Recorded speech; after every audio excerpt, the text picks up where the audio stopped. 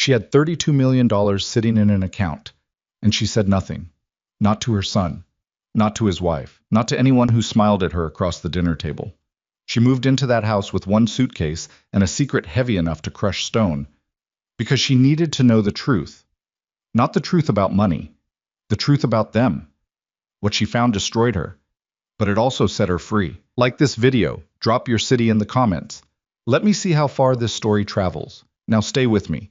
Every single word of this matters. I want to tell you something I've never said out loud to anyone, not to my neighbor Dorothy, who waters my petunias when I forget, and who knows every small embarrassing thing about me. The overcooked roasts, the reading glasses I lose 3 times a day. The way I still talk to Raymond's photo on the mantle some mornings like he might actually answer. Not to my old colleague Patricia from Jefferson Elementary, who I had lunch with every Tuesday for 19 years, and who I thought knew me completely. Not to my doctor, not to my pastor, not to a single living soul who looked me in the eye and called me a friend. I kept it hidden the way you keep a wound hidden when you're not sure yet how bad it is, pressing cloth against it, walking straight, pretending nothing happened, waiting to see if the bleeding would stop on its own. $32 million. I'll say it again, because even now, nearly 2 years later, the number still lands strange in my chest. $32 million. That was the amount written in the legal documents I signed in a lawyer's office on a Tuesday afternoon in early October, the kind of gray, indifferent afternoon that doesn't know it's supposed to mark something. The kind of afternoon that should have felt different, bigger, brighter, electric with something. But mostly just felt like the fluorescent lights in that conference room were too harsh, and the leather chair I sat in was slightly too cold, and the attorney, a thin man named Gerald Park, kept glancing at me between sentences like he was waiting for me to fall apart. I didn't fall apart. I thanked him. I shook his hand. I drove home at 35 miles an hour in the right lane, because I always drive slow and people have always hated me for it. I went inside, sat down at the kitchen table, and stared at the wall for a long time. Then I made a cup of tea I didn't drink. The money came from a woman named Frances Delacour. I use woman loosely. She was 91 years old and had outlived 2 husbands, a son, and what her estate attorney described carefully as the better part of her social relationships. Frances was my father's first cousin, which made her something to me I can never remember the exact name for. Second cousin once removed maybe, or first cousin twice removed. One of those categories that gets listed in obituaries but doesn't translate into any real warmth at Christmas. I had met Frances exactly 4 times in my life. The first time I was 7, at a family reunion in someone's backyard in rural Ohio, that I remember mostly for the bad potato salad and a dog that bit my ankle. Frances was already old then, sharp-eyed and bony, wearing a yellow blouse that seemed to belong to a different era. She pressed a quarter into my palm and told me I had sensible eyes. I didn't know what that meant. I thanked her and ran back to my mother. The second time I was 22 and newly married to Raymond at a funeral for my great-uncle Harold. Frances was there in the receiving line, still sharp, still bony, now in her 60s, and she shook Raymond's hand and looked him over, the way a farmer looks at livestock, appraising, clinical, not unkind. "He'll do," she told me, and walked away. Raymond thought that was hilarious. He talked about it for 30 years. The third time was my father's funeral. I was 51. Frances sat in the back of the church and didn't speak to anyone. When I found her afterward standing alone outside by the parking lot, she took my hand in both of hers. Her hands were ice-cold and papery thin, and she said, "Your father was the last honest one in this family. I hope it didn't die with him." Then she got into a car and left. I thought about that sentence for years. The 4th time I visited her at a care facility in western Pennsylvania, 2 months before she died. That visit was Nolan's idea, actually, which I will get to in a moment, because that detail turns out to matter more than I understood at the time. Frances died in September. Gerald Park called me 3 weeks later and told me she had left me everything. Everything was $32 million in assets, cash accounts, investment portfolios, a modest property in Pennsylvania she'd sold a year before she passed, and a small collection of paintings that Gerald said were not without value. She had no surviving children. Her husband's family had been written out of the will after what the documents called a series of betrayals I have no interest in cataloging. She had left a handwritten note with the estate, separate from the legal documents, addressed to me personally. 2 sentences. You have sensible eyes, Evelyn. Use them. I folded that note and put it in my coat pocket. I still have it. But now let me tell you what my life looked like before that Tuesday afternoon. I was 68 years old, retired from 31 years of teaching fourth grade at Jefferson Elementary, long enough to have taught the children of children I'd taught, which is either a beautiful thing or a terrifying one depending on your perspective. Raymond had been gone for 6 years. Heart attack, sudden, no warning, the kind of death that happens to other people until the morning it happens to you and you realize there is no other people. There's just people, and you are always one of them. We had a house, had because I sold it after Raymond died.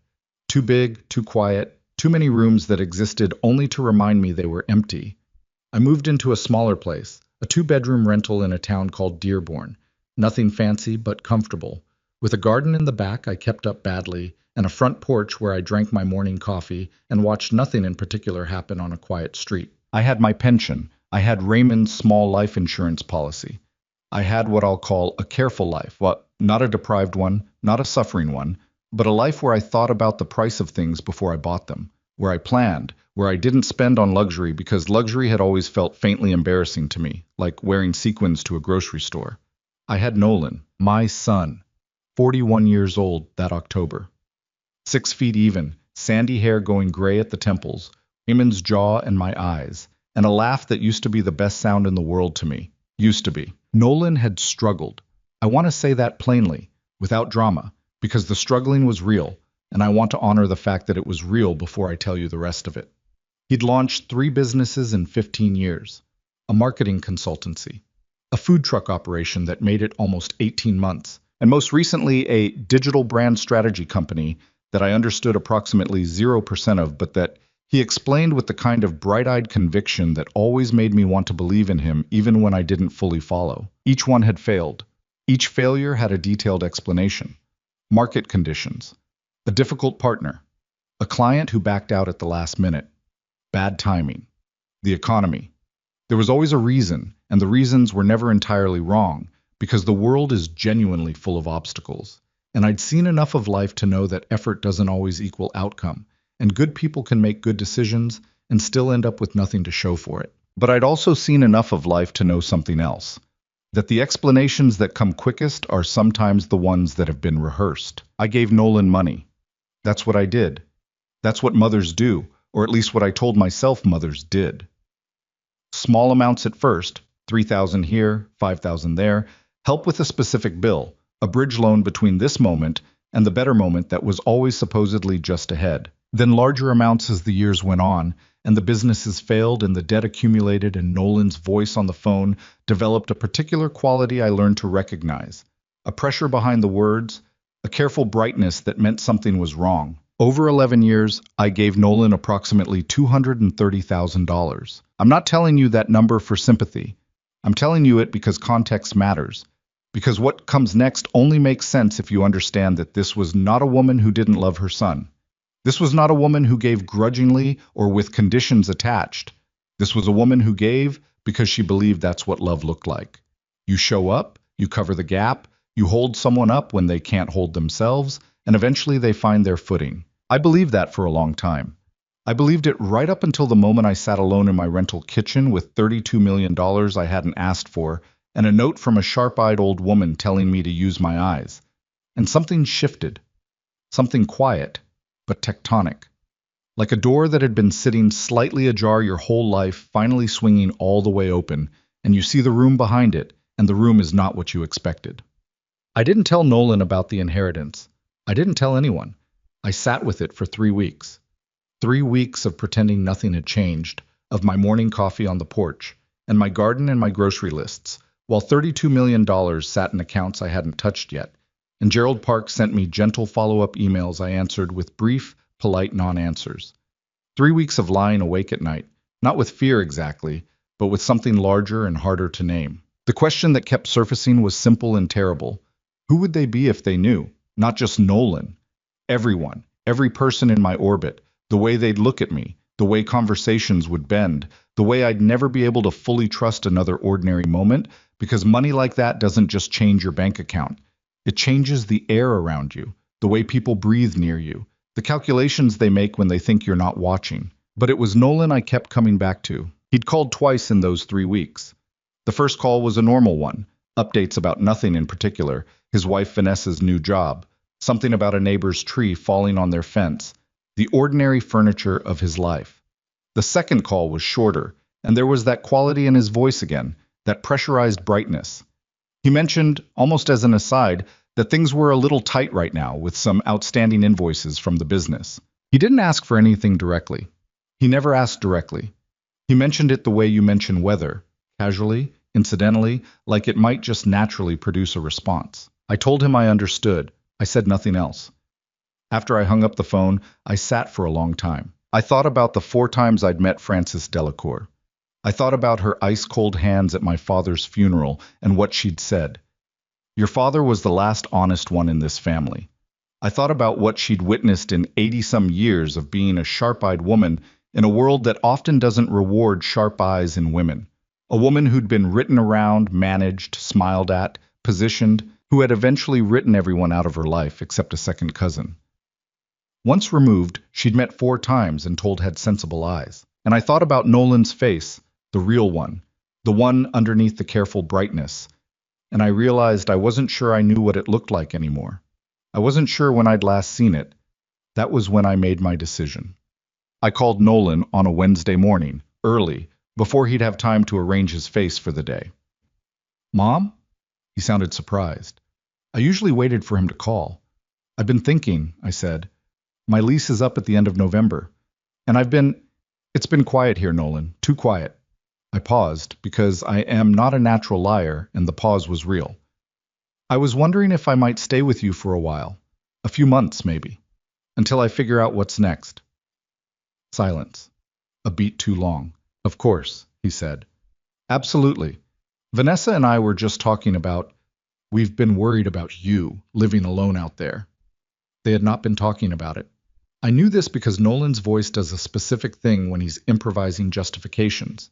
A slight rise at the end of sentences, a generousness that's slightly too large, like a coat that's the wrong size. I'd been listening to that voice for 41 years. I wouldn't be a burden, I said. Mom, stop. You could never be a burden. Remember that, I thought. You said that. Okay, I said. Then I'll come at the end of the month. When I hung up, I stood in my kitchen and looked around at the space I'd made careful and small and mine. I thought about what I was doing, moving into my son's house, secret fortune intact, to see what the truth looked like when nobody thought anyone was watching. It was, in some ways, the most dishonest thing I'd ever done. It was also the only honest thing left to do sad. I arrived on a Saturday at the end of October, 1 suitcase and 2 boxes of books, because I have always traveled with books the way other people travel with comfort food. They are ballast, familiar weight, the smell of something that doesn't change. Nolan's house was nice. I want to say that clearly. Genuinely nice. Not just presentable for company, nice. A 4-bedroom colonial in a suburb called Maple Ridge, with a front yard that Nolan kept obsessively trimmed and an interior that Vanessa had decorated with the careful attention of someone who'd worked hard to make something beautiful and knew it. Crown molding. Actual art on the walls, framed properly. A kitchen with an island that I would later learn was the source of considerable financial regret. Vanessa met me at the door. She was 38, dark-haired, fine-boned, with the look of someone who'd been pretty effortlessly in her 20s and was now working harder to maintain it and slightly resentful of the work. She'd been married to Nolan for 9 years. I will say this about Vanessa. She was never cruel to me. What she became, was something more corrosive than cruelty, because at least cruelty is honest about what it is. Evelyn! She hugged me, correctly, the right pressure and duration. We are so glad you're here. I made the guest room up fresh, new sheets. I put some flowers in there from the garden. That's so kind of you, I said. And I meant it. In that moment, standing in that doorway with my suitcase and my boxes, I meant it completely. Nolan appeared behind her, and for a second, just a second, I saw him, really saw him. There were dark circles under his eyes he'd covered imperfectly. His smile was genuine, but lit over something else, something tired and scared and trying very hard. He looked, in that unguarded instant, like the 11-year-old boy who used to come to me after nightmares. Not ashamed to need comfort, not yet. Hey, Mom. He hugged me and I felt his shoulders. How tight they were, like a wire pulled too hard. You look good. You look tired, I said. I'm fine. He pulled back. The mask was back. Come on, let me help with those boxes. And just like that, we were in it. Awesome. The first week was almost enough to make me feel ashamed of myself. Dinner together every night. Nolan grilling on the back deck, laughing at his own jokes the way he always had, and for long stretches of those evenings, I'd think, maybe I was wrong. Maybe this is just family. Maybe the fear I brought in with me is the problem, and not the thing I came here looking for. Vanessa made an effort. A real one. She took me to a farmer's market on Sunday, asked about my years teaching, listened or performed listening when I told stories, made sure there was decaf in the cabinet because she'd remembered I didn't drink regular coffee after noon. Small gestures, real ones. I helped where I could. I did laundry. I cooked dinner twice a week. I kept my space neat in the way of someone who's been careful about space their whole life. No spreading, no overcrowding, no taking up more room than I'd been given. I paid for groceries once. Vanessa hesitated before letting me, which I noted. I paid for groceries again the following week, and she thanked me more warmly. The third week I offered, and she said, "Oh, would you? That would be such a help," without hesitating at all. And the fourth week she handed me the list before I offered. I noticed all of this. I was noticing everything, the way you do when you've decided to really look. When you've stopped filtering out the small things because you've given yourself permission to see them as data instead of coincidence. Nolan came home later. Not late exactly, but later. 7 instead of 6, sometimes 7:30. He was always apologetic about it, always had a reason. A call that ran long. Traffic, something at the office. But the apologies got shorter as the weeks went on, the way you stop apologizing for a habit once it's established as permanent. I started noticing the conversations that stopped when I entered a room. Not obvious silences. Not the kind of silence that slaps you in the face. The kind that folds itself away quickly, like a letter you weren't supposed to see being slipped back into an envelope. A shift in posture. A sentence that gets finished faster than it started. Eyes that move briefly to each other before moving to me. 3 times in the second week, 4 times in the third. I am a 4th grade teacher. I spent 31 years reading the faces of children who were very certain they were hiding things they were absolutely not hiding. I have been calibrated, my entire professional life, to the small tells of people who think they're invisible. Nolan and Vanessa were not invisible. The argument happened on a Thursday night at the end of the 5th week. I'd gone to bed early with the book, genuinely tired, nothing strategic about it. My room was at the end of the upstairs hallway, past the guest bathroom, and the house had the kind of old construction where sound traveled in unexpected directions. Not loudly, not through walls, but if you were awake at 11:15 and the house was quiet, and your window was cracked for the cool air you needed to sleep. Their bedroom was below mine, above the kitchen. The vent in my floor shared some ineffable architectural logic with the vent in their ceiling. I didn't intend to hear it. I want to be clear about that. Not because I need to defend myself, but because it matters for what happened inside me when I did. Vanessa's voice first, lower than normal, which is how she got when she was angry. She went quiet and precise instead of loud. We said 3 months, Nolan. We said that was the plan. I know what we said. It's been 5 weeks and it's already... I love your mother. You know I do. Then what's the problem? The problem is that I feel like a guest in my own house. A pause. The problem is that I don't know how long this is actually going to be. I don't know what until she figures out what's next means. She's 68 years old, Nolan. What's next? She's my mother, and this is my home. I'm not saying she can't be here. I'm saying we need a timeline. We need something. Silence.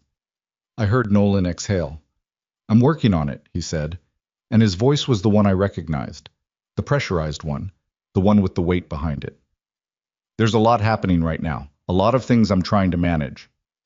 The Carver account? Carver and the Pemberton thing, and the... Yes, multiple things. I'm handling it. How much? A longer silence. Nolan, how much? It'll be fine. That's not an answer. I know it's not an answer, Vanessa. Can we not do this tonight? Can we just... Not tonight? The sound of movement, a drawer opening and closing. Then Vanessa's voice again, quieter. You need to talk to her about helping out, more. Not just groceries.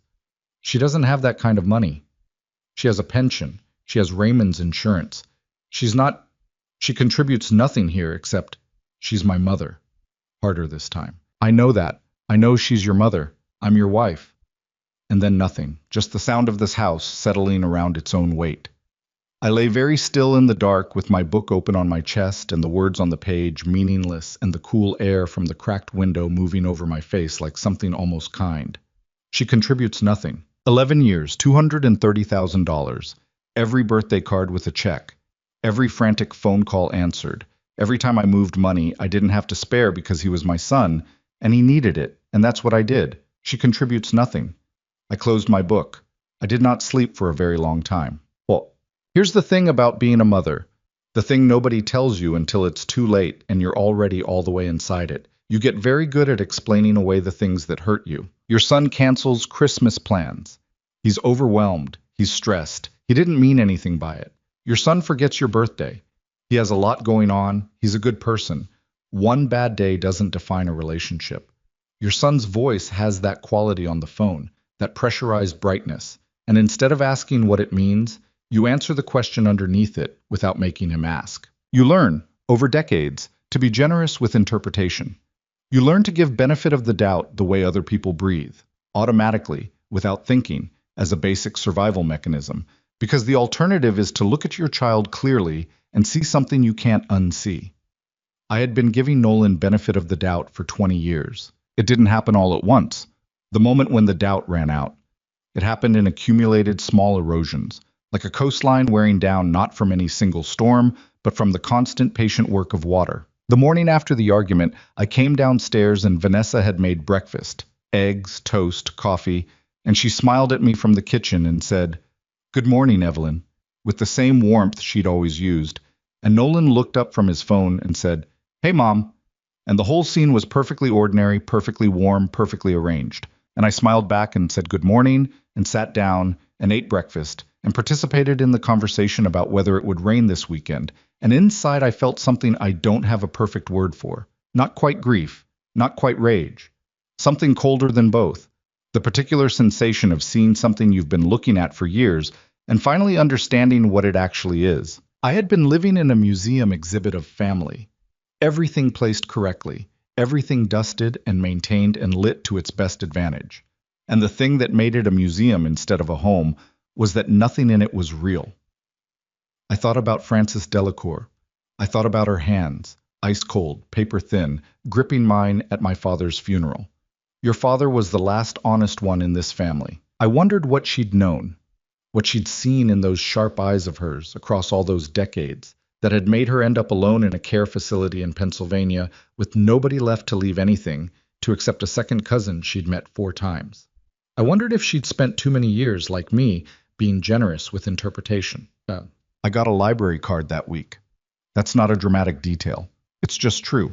I needed somewhere to go in the mornings, somewhere outside the house that wasn't dependent on anyone's schedule or permission or offer of company.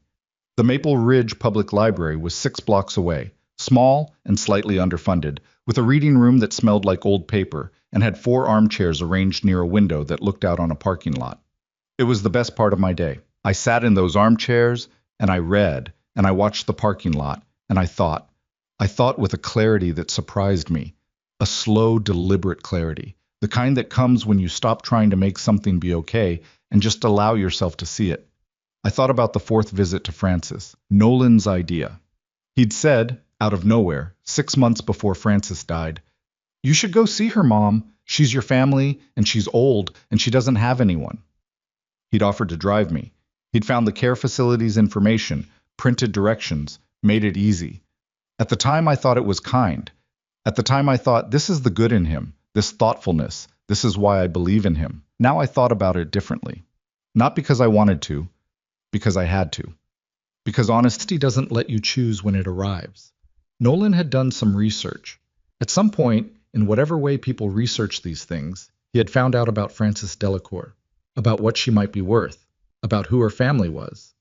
And he had suggested that I go see her, had made it easy, had put me in proximity to her at a moment when, consciously or not, he was already thinking about what she had. Maybe I'm wrong about this.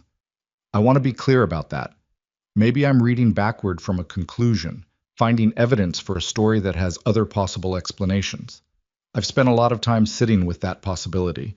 I've given it every fair hearing I know how to give, but I keep coming back to the detail that won't let me go. When I told him Frances had died before Gerald Park had called me, before I knew about any inheritance, Nolan's first question, within 30 seconds of me saying she was gone, was, "Did she ever get her estate in order? I remember you saying she had a lot of assets." I hadn't said that. I'd never said that. He'd said it like it was something I'd told him, but I hadn't, which means he'd found it somewhere else.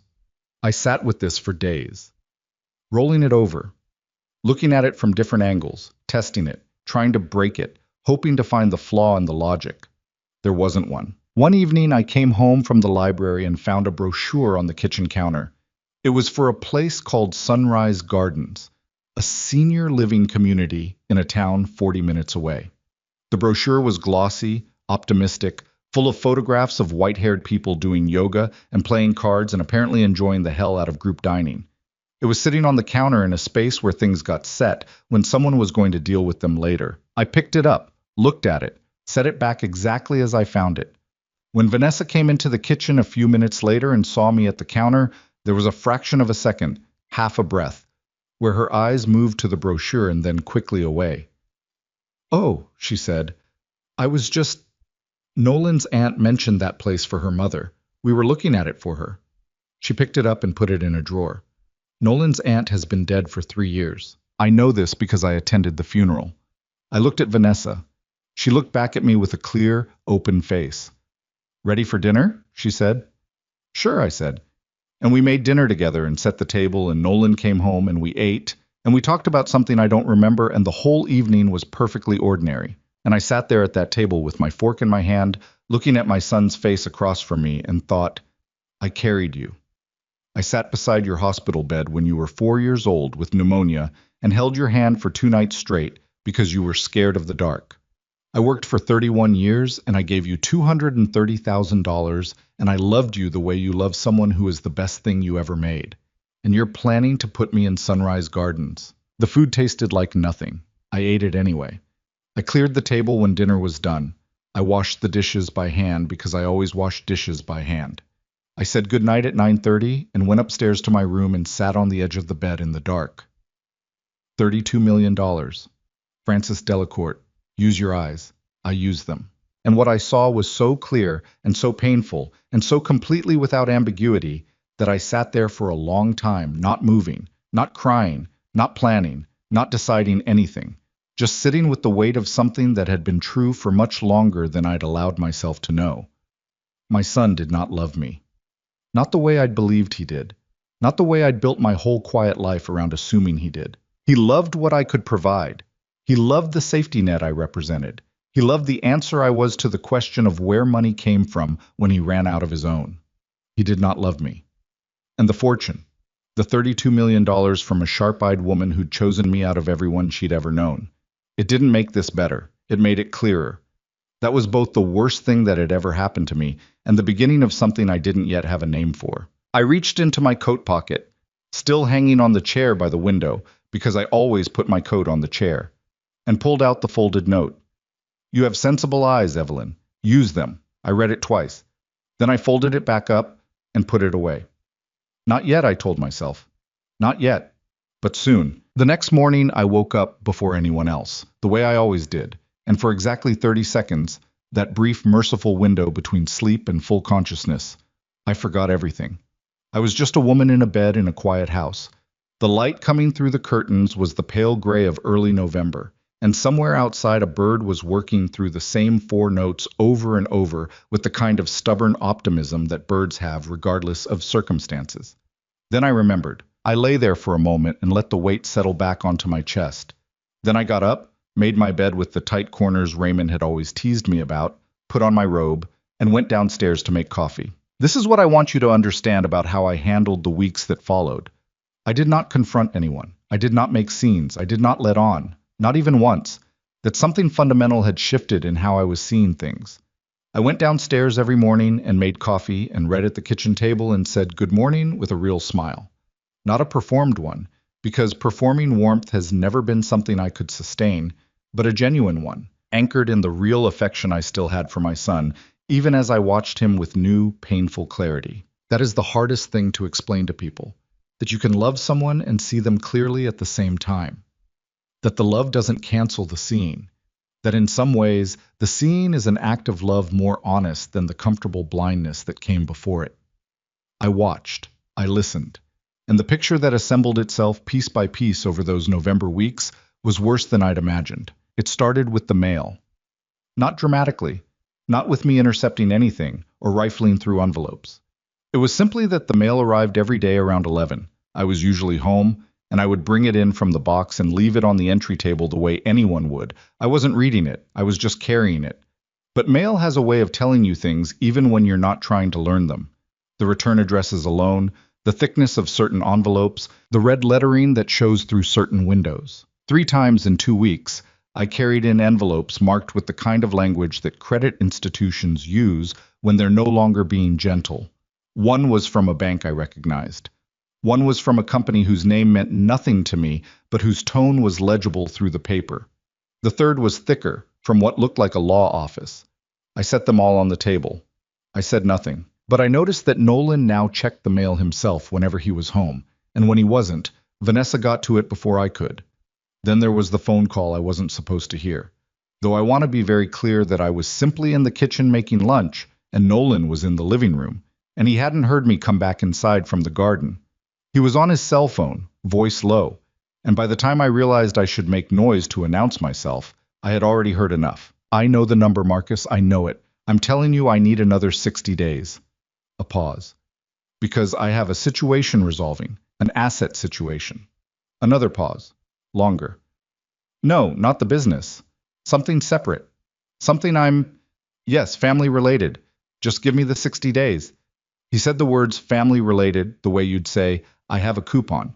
Efficiently, without feeling, as a piece of information useful to the transaction. I turned around and went back outside and stood in the garden for 10 minutes with my hands in my coat pockets, looking at the dead November flower beds, breathing carefully.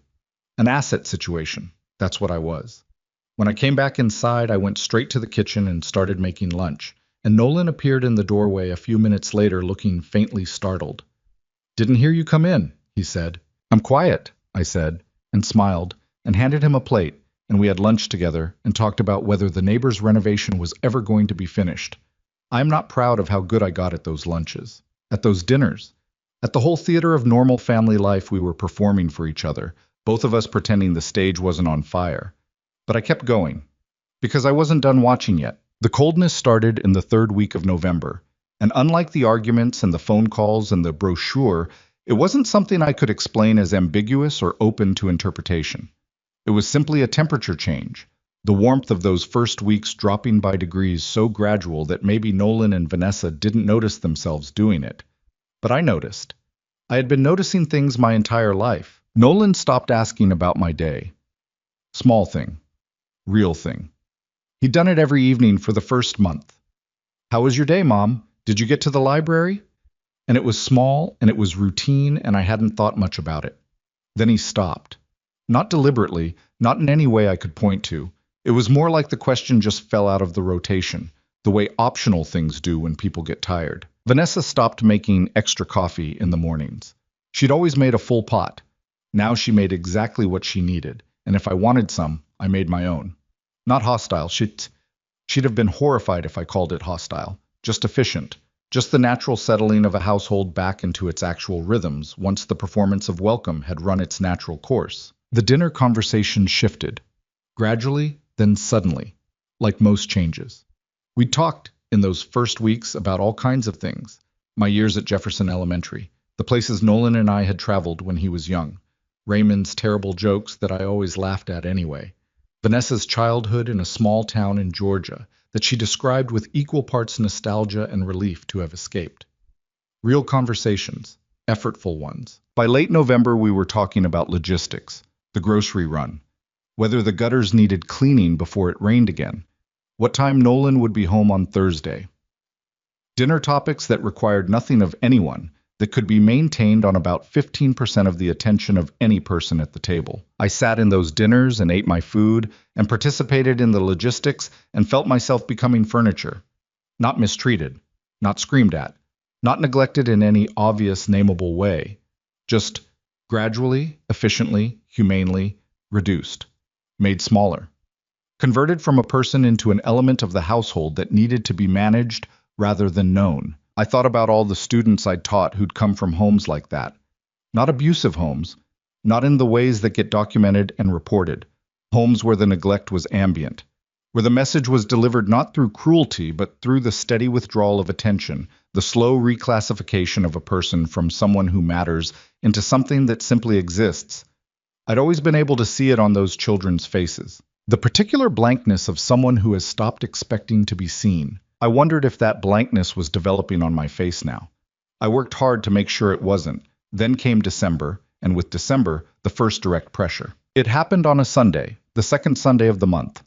After Nolan had spent the better part of the afternoon doing something on his laptop at the kitchen table with the particular rigid posture of someone who doesn't want to be asked what they're working on.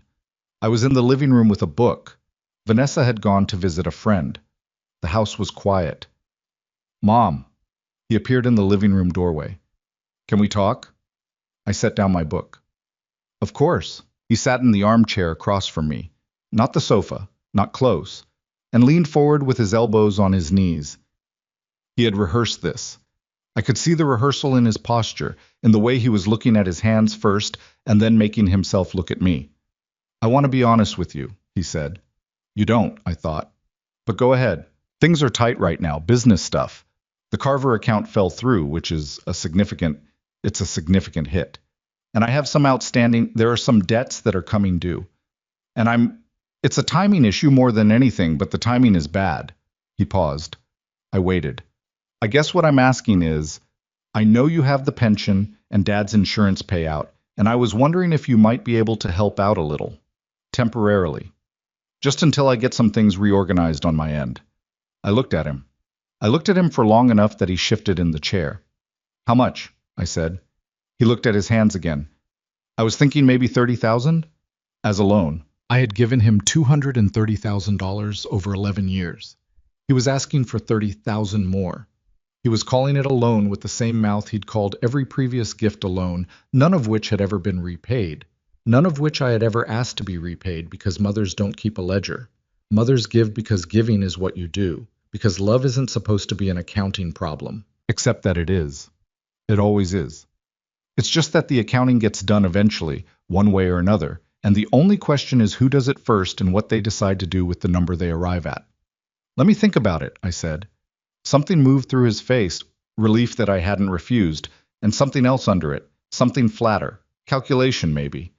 Or just the look of someone who already knows the answer and is simply waiting for the machinery to deliver it. "Of course," he said. "Take your time.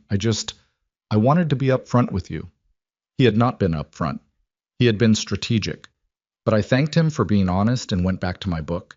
And he went back to his laptop, and we spent the rest of that Sunday in the same house, breathing the same air, and knowing completely different things. 2 days later, Vanessa sat down with me at the kitchen table while Nolan was at work. She had brought tea, made a pot of it, which she hadn't done in weeks. She set a cup in front of me with the careful deliberateness of someone who has thought about this gesture and decided it was necessary.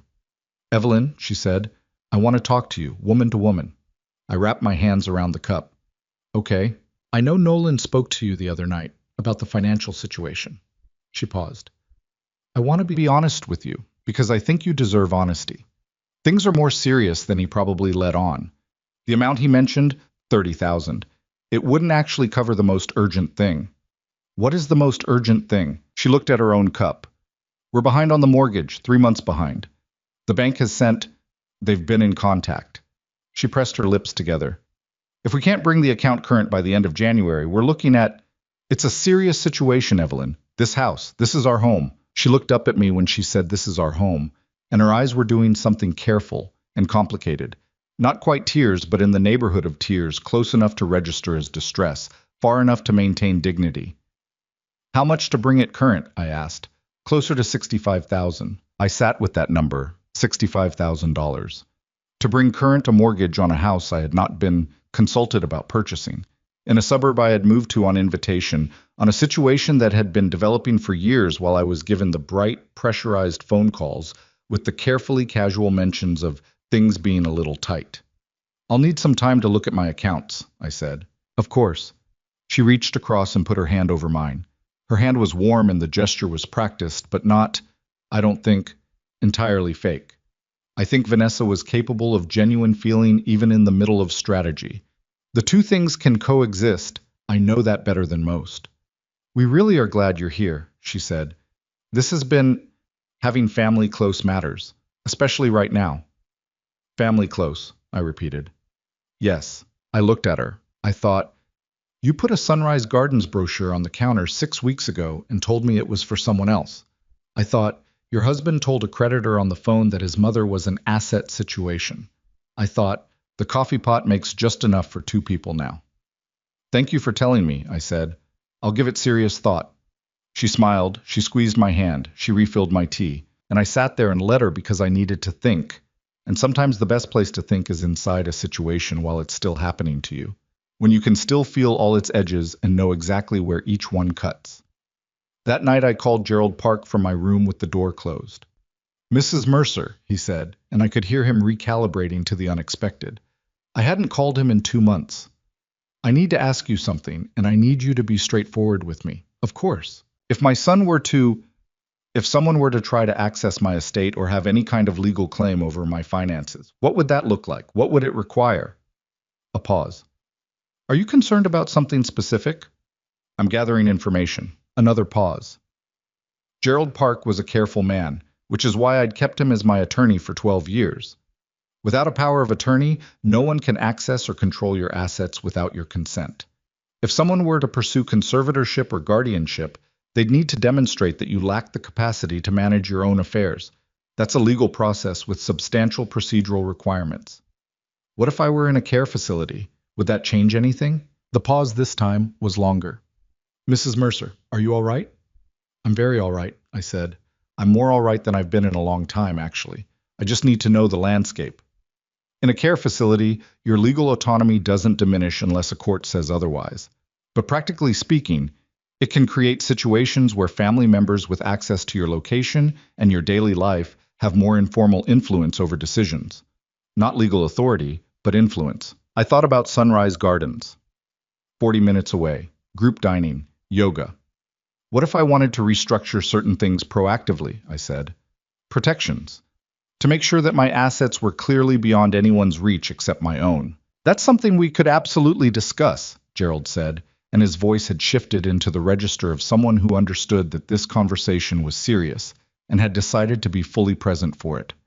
I can draw up several structures depending on what level of protection you're looking for. Good, I said. I'll call you next week, in person.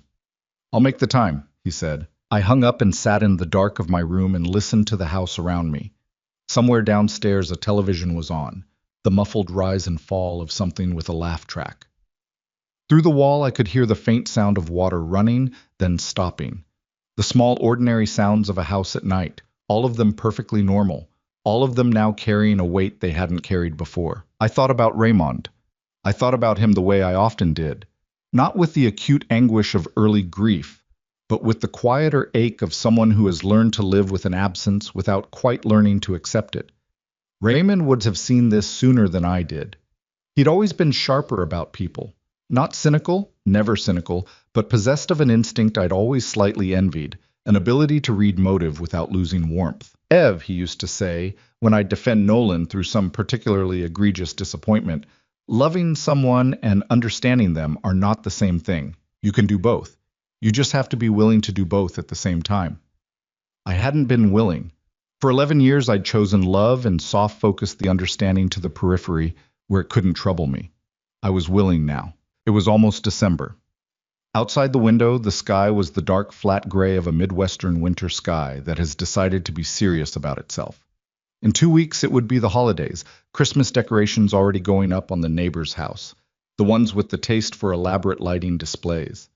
There would be a tree in Nolan's living room. There would be meals. There would be the full performance of family warmth, intensified by season, by expectation, by the particular social pressure of holidays that insists that this is when families are supposed to be real. I wondered how I would get through them. I wondered if I would. Then I thought about Frances Delacour, alone in a facility in Pennsylvania, surrounded by photographs of people who hadn't come to visit, having already done the work I was only just beginning. The work of choosing clarity over comfort, truth over the quiet, comfortable fiction of belonging. She hadn't been bitter at the end. That's what I kept coming back to. She'd been clear. Ice-cold hands and sharp eyes, and two sentences that she'd known, somehow, would land in exactly the right place at exactly the right time. You have sensible eyes, Evelyn. Use them. I'd been using them for 6 weeks, and every day the picture got clearer, colder, more complete. And the picture showed me something I was going to have to do something about. Not yet, not in some explosive confrontation that would satisfy nothing but the immediate need to be heard. But soon. The holiday lights on neighbor's house blinked on, visible through my curtain, red and white and green, cheerful and indifferent, lighting up the dark for no particular reason except that it was the season for it. I watched them for a while. Then I turned off my lamp and closed my eyes and lay in the dark with $65,000 worth of pressure on one side of me and 32 million reasons to not feel pressured on the other, and told myself again, as I had been telling myself for weeks, not yet.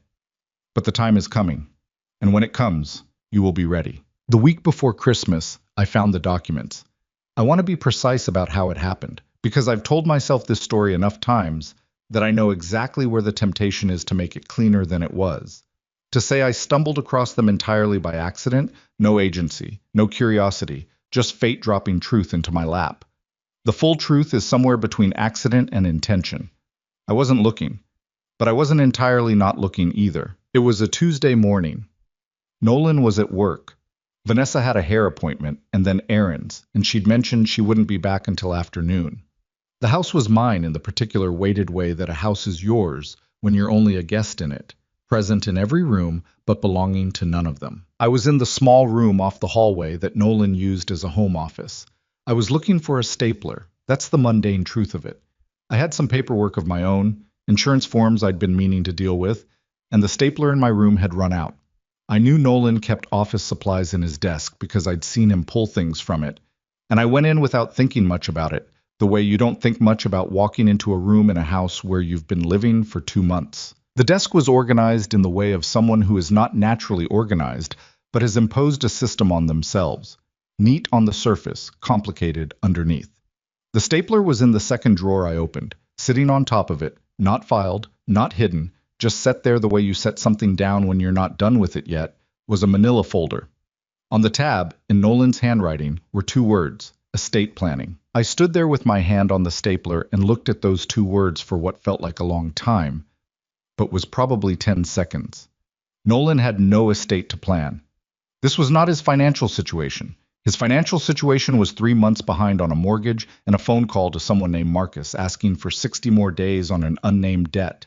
Whatever was in this folder was not about his own future. I took the folder out. I sat down in his desk chair, and I opened it. The first page was a printout, a web search, dated 6 weeks ago, for something called conservatorship proceedings by family members, highlighted in yellow marker. In most states, a family member may petition the court to be appointed conservator of an elderly relative's estate if the relative demonstrates diminished capacity to manage financial affairs. My hands were very steady. I noticed that about myself, how steady my hands were. The second page was a document I had to read twice before I fully understood what I was reading. It was a letter printed on the letterhead of a law office I didn't recognize, addressed to Nolan, dated 3 weeks ago. The language was formal and careful, and the content was this: that Nolan had made an inquiry regarding the process of establishing a financial power of attorney for an elderly parent, and that the attorney was providing an overview of the steps involved, and that the process would be significantly more straightforward if pursued while the subject remains cooperative and prior to any formal estate restructuring on her part. The subject. I was the subject. The third page was a printout from the Sunrise Gardens website, not the brochure, the actual pricing page with monthly rates highlighted, a handwritten note in the margin, in Nolan's handwriting, month to month preferable, more flexibility. Flexibility. For whom? Exactly. For the subject. Who needed to remain convenient? Who needed to be in a location accessible enough to visit and remote enough not to interfere? I kept reading. The fourth page was the one that I still see sometimes when I close my eyes. It was handwritten, both sides of a legal pad page, Nolan's handwriting, the slightly pressured left-leaning script I'd watched develop from crayon drawings to school essays to the Christmas cards he signed with love, always with love. Love. Nolan. Love. Your son. Love. It was a financial projection. At the top, circled, Mom's estimated liquid assets, pension approx. $2,100 MO, insurance settlement approx. $180K remaining, confirm. Then a column of numbers, what monthly costs at Sunrise Gardens would run, subtracted from the pension.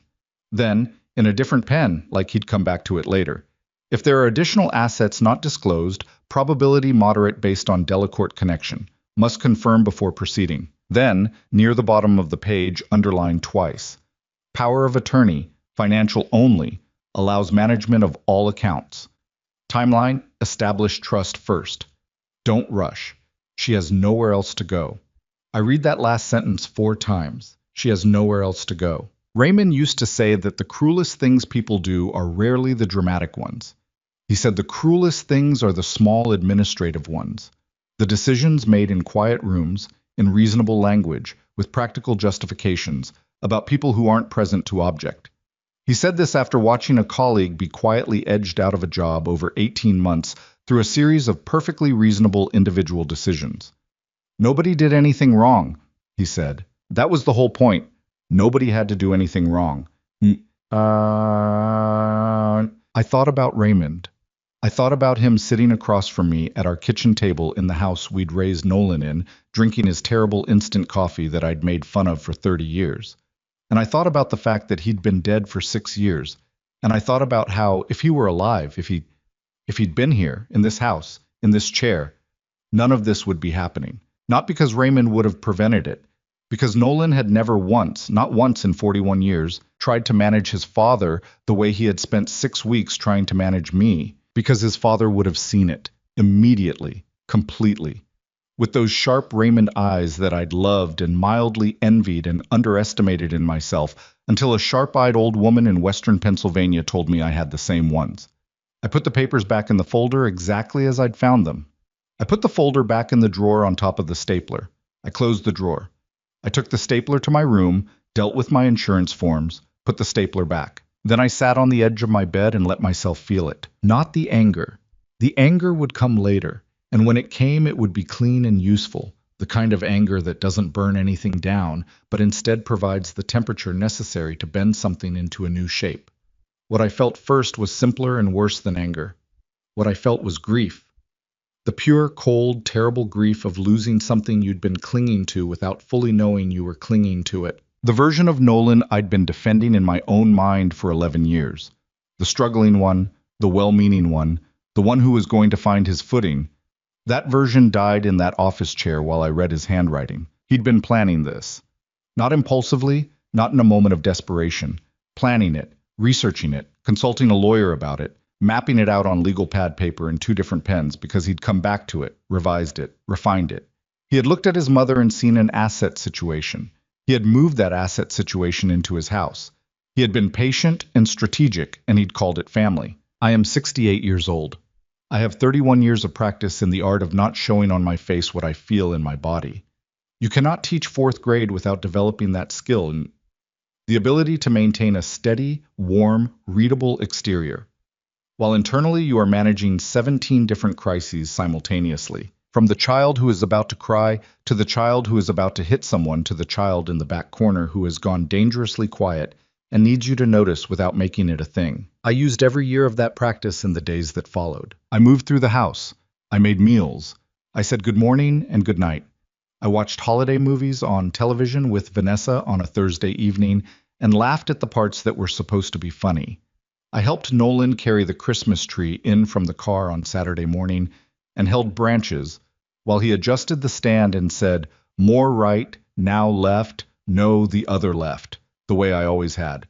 The way that used to make him groan and roll his eyes like a teenager again. I was meticulous. I was present. I gave them absolutely nothing. And I called Gerald Park on a Tuesday morning from the library, where the parking lot was empty and the reading room was quiet and no one could hear me. I'm ready to talk about restructuring, I said. I'll clear my afternoon, he said. We talked for 2 hours. Gerald walked me through every option, with the patience of a man who understood that he was not just providing legal service, but providing the infrastructure for a decision that would change the rest of my life. And that decisions like that deserve to be built slowly and correctly. By the end of the call, I had a clear picture, not of what I was going to do, but of what was possible.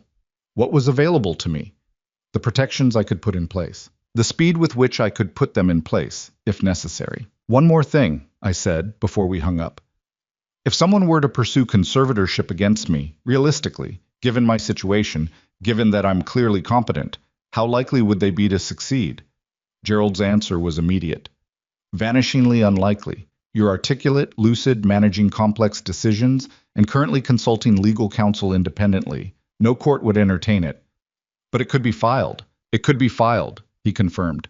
It could not succeed. But the process would be disruptive. Yes, I said. I assumed. I hung up and sat in the armchair by the parking lot window and looked at the bare trees against the December sky and thought about disruption. About the kind of disruption that was coming regardless of what I did or didn't do, because some things, once you've seen them, cannot be managed into disappearing. They have to be met. The question was when and how. Christmas came and went in our house with the same careful performance that everything had been performed in since I arrived. The tree, the gifts, the dinner with candles and good dishes, and a bottle of wine that Nolan opened with a small ceremony. He gave me a cashmere sweater, blue, the right color, which told me Vanessa had picked it. I gave them both things I'd ordered online weeks before, when I'd still been in the phase of wanting to believe the warmth was real. We ate and we talked and we toasted, and by 9 o'clock I was in my room with my book, and the house was quiet. I didn't feel lonely. I want to say that clearly, because I think people assume that someone in my position, alone on Christmas, in a borrowed room, holding a secret and a grief and a plan not yet fully formed, would feel lonely. I felt something more like determined, like the period before a long-planned journey when you've done the packing and the planning and the only thing left is to leave. It was in the week after Christmas that the pressure became undeniable. New Year's was 4 days away. Nolan had been home more than usual, between the holiday lull and whatever was happening with his business, and the combination of more time and more financial stress had worn away whatever remained of the careful management of his mood. I was sharp at dinner one night over nothing. Vanessa had asked about a phone call and he'd answered with an edge that silenced the table for 10 minutes. He apologized. She accepted it with the fluency of someone who has accepted many such apologies.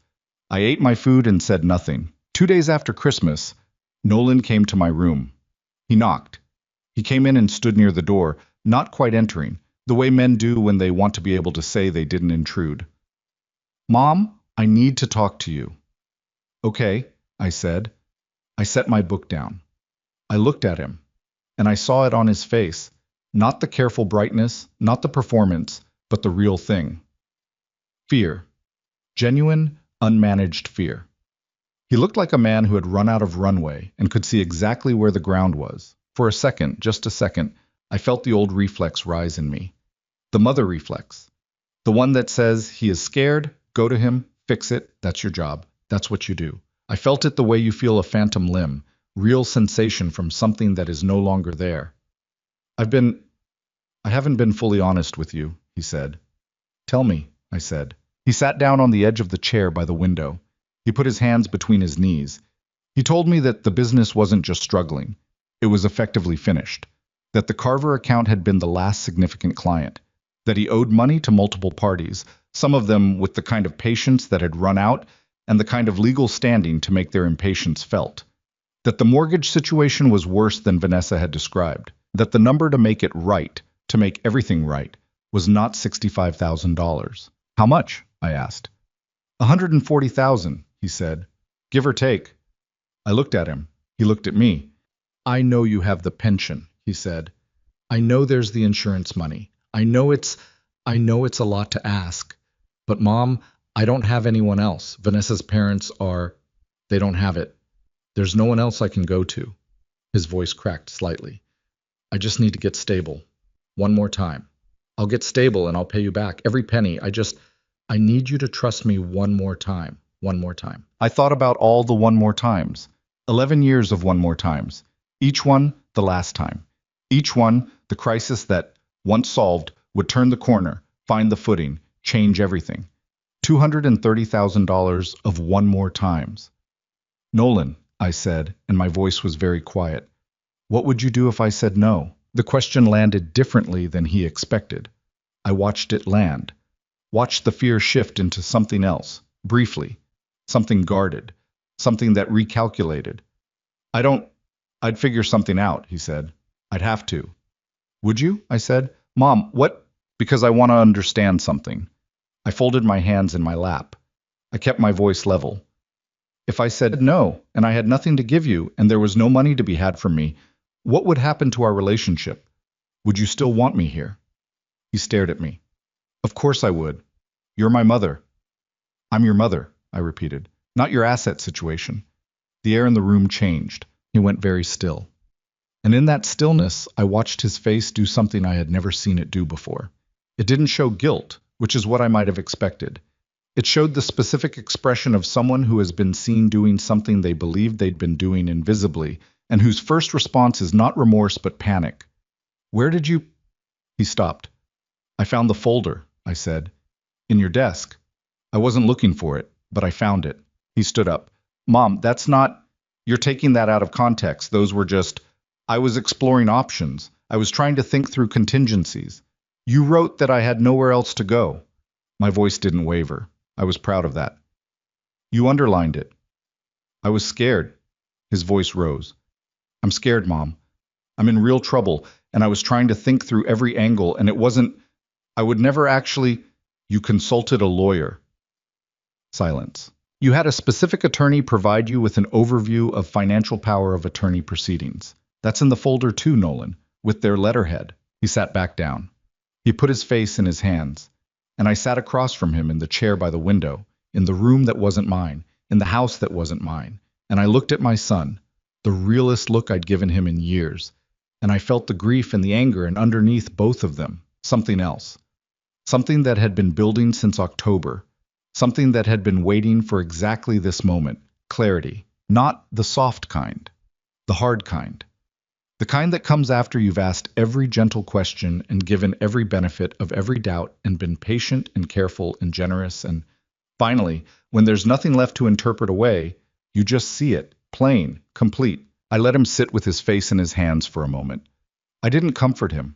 I didn't reach over and touch his arm the way I would have 6 months ago, reflexively, because that's what mothers do when their children are in pain, even pain of their own making. I'm going to tell you something, I said, and I need you to really hear it. He looked up. His eyes were red.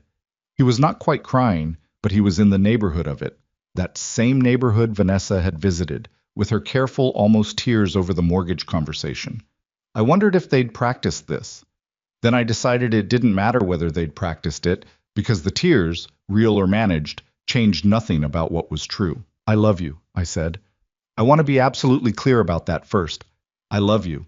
You are my child, and I carried you, and I have loved you through every version of yourself you've been, including versions that weren't easy to love. That is not in question. He nodded, barely. But I'm not going to give you $140,000, I said.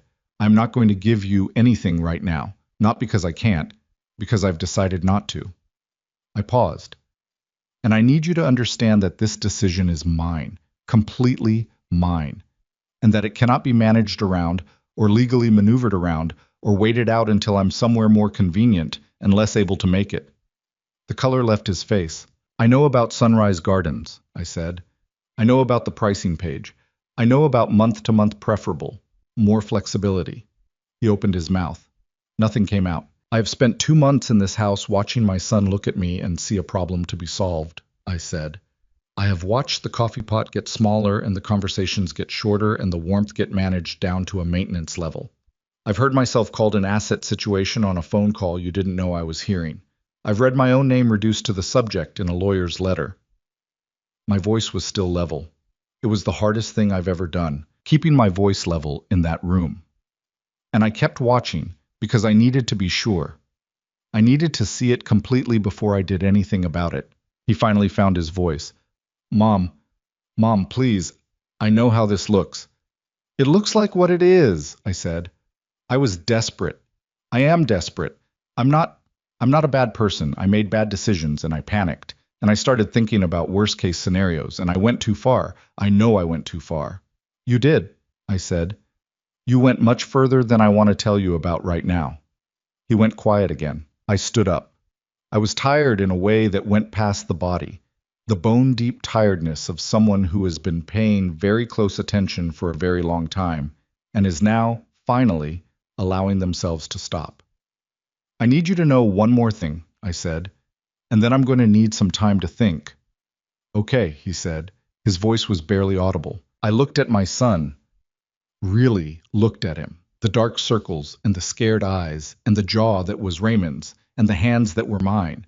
And I said, I have $32 million. The room went absolutely still. Francis Delacour left it to me, I said. All of it. I've known since October. I moved into this house with that money sitting in accounts I hadn't touched yet because I needed to know. I needed to know what you were without it. Who you were when you thought I had nothing. Nolan looked at me like a man who has just been told the ground beneath him is not ground at all. And now I know, I said. I picked up my book from the bed. I walked past him to the door. I paused with my hand on the frame and I did not turn around. I loved being your mother, I said. Past tense isn't the right grammar for it. I still love it. I will always love it. But I am finished being managed by you. That part is past tense. That part is done. I walked downstairs. I put on my coat. I went out the front door into the December dark, and I stood on the front porch of my son's house, and I breathed the cold air, and I looked at the neighbors' Christmas lights still blinking cheerfully at the night, red and white and green, faithful and indifferent. And I let myself shake for exactly 1 minute, just 1 minute, because I'd earned it. Then I stopped. I stood on that porch for longer than 1 minute. I want to be honest about that. I said 1 minute because 1 minute sounds like a woman in control of herself. A woman who allows herself exactly the allotted grief and then moves forward with clean purpose. The truth is, I stood there closer to 15 minutes, in the December cold without gloves, hands shoved into my coat pockets, watching those neighbors' lights blink their cheerful, indifferent rhythm, while my breath made small clouds in the dark air, and my chest did something complicated that I didn't have a clean word for. Not crying. I didn't cry. I'm not telling you that to seem strong. I'm telling you because it's true, and the reason it's true is that what I felt wasn't the kind of thing that produces tears. Tears are for sadness, for loss, for the soft varieties of grief. What I felt standing on that porch was harder and drier than any of that. It was the feeling of a door closing. Not slamming, closing. The quiet, permanent, mechanical click of something that has been open for a very long time, finally being shut by someone who has made a decision and is not going to unmake it. Inside the house, I could see light from the living room through the curtain. I wondered if Nolan was still sitting in that chair in my room. I wondered if Vanessa had come home yet. I wondered what they were saying to each other, or if they were saying anything at all. If they were just sitting in the particular silence of two people who have had the ground removed from under them and haven't yet decided what to do about it. I didn't go back inside to find out. I walked to the end of the block. Then I walked around the block. My shoes were not good walking shoes, low-heeled, sensible, but not made for 40-minute walks in 30-degree weather. And by the time I completed the second loop around the block, my toes were cold and my nose was running, and I was, in the most purely physical sense, deeply uncomfortable. It was the most like myself I'd felt in 2 months. I went back inside. The living room was empty. The light was on, but the television was off, and there was a glass on the coffee table with an inch of something amber in it that I recognized as the good whiskey Nolan kept in the cabinet for occasions that warranted it. The house had the particular quality of a place where an argument has recently happened, and the participants have retreated to separate rooms to deal with their respective versions of it. I went to the kitchen. I put water on for tea. I stood at the counter and waited for it to boil, and I did not think about anything in particular. I gave myself those few minutes of not thinking, the way you give a muscle a rest before asking it to work again. The kettle started to make its preliminary sounds. The clock on the microwave said 10:47. Vanessa appeared in the kitchen doorway. She had clearly been crying. Her eyes were swollen in the specific, unflattering way that real crying produces. Not the careful, almost tears of her mortgage conversation, but the real thing, red-rimmed and raw. She was in her bathrobe. She looked at me, and I looked at her, and for a moment neither of us said anything. "I didn't know about the lawyer," she said. "I want you to know that. The conservatorship research. I didn't know he'd gone that far." I studied her face. "But you knew about Sunrise Gardens." She didn't look away. I gave her credit for that. "Yes," she said. "We talked about it. As an option, down the road. I didn't know he'd printed the pricing page." She paused. "That doesn't make it better." "No," I agreed. "It doesn't." The kettle started to whistle. I turned it off and poured the water over the bag, and we stood in the kitchen with the steam rising between us and the clock saying 10:49. $32 million, Vanessa said. Not accusatory. Something else.